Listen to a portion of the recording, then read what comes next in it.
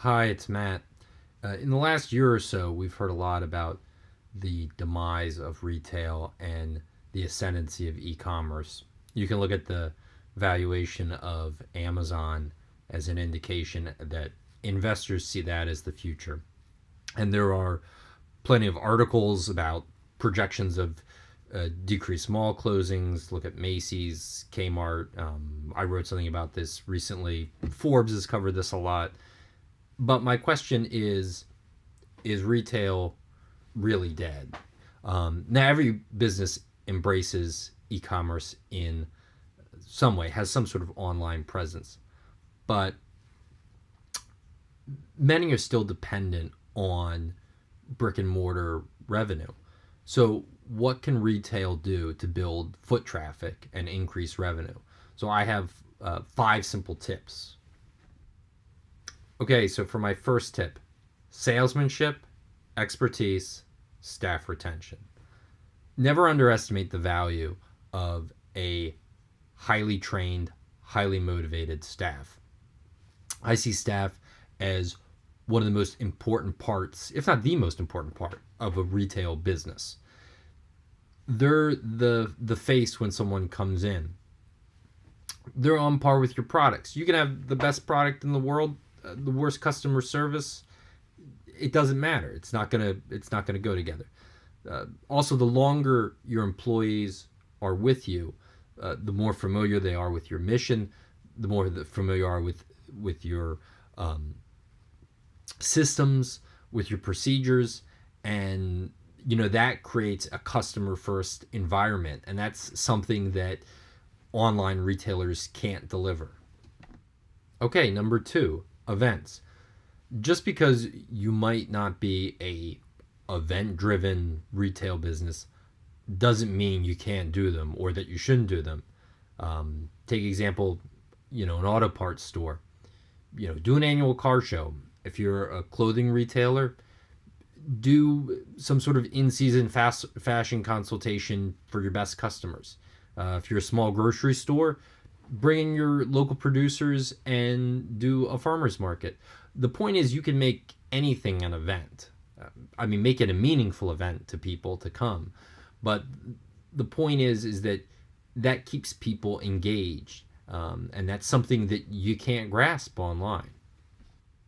Okay, number three, the overall experience, making connections, going that extra mile. I'm a fervent believer in businesses making an experience, whatever that experience may be. And it's a little trickier in retail, where it's much more transactional than suppose the tourism industry, where it's easier to create that kind of experience over a protracted period of time. But you can still do it in retail. You should do it in retail.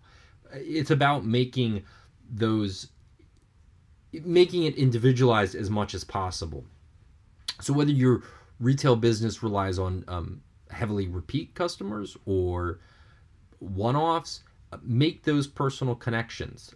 I always encourage staff, treat the customers the way you would if it was a VIP, a family member, a friend.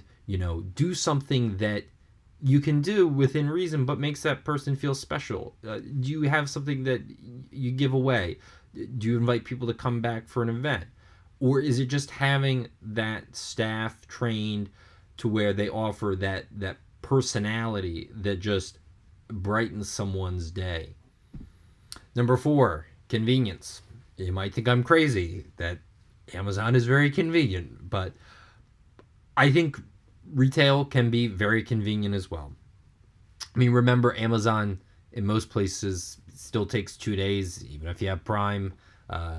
You know, if you're in a city center, retail in a city center, you can leverage your location a lot by offering, same day services, delivery, customization that you might not be able to get online.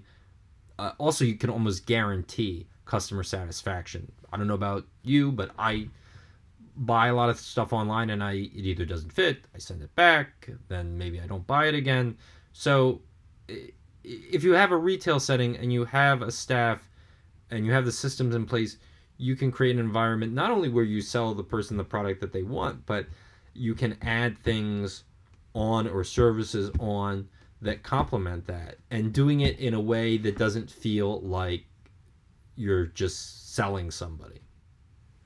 Okay, number 5, the last one, integration of your online and physical presence.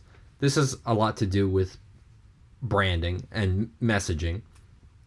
And a company that I think does this very effectively is Nordstrom. They target me and other people with targeted ads, online specials, sales, but then they integrate that with in-store semi-annual sales, events, things to drive people to come in, new releases, and you can transport what they do to your business in a lot of different ways. But it's about making sure that your online presence isn't disconnected from your physical presence.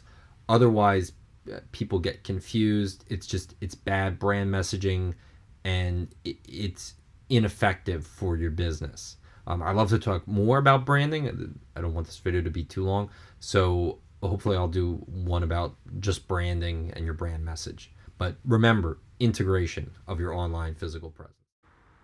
Thanks for watching this video. Please share and comment. My contact information is below. Talk to you soon.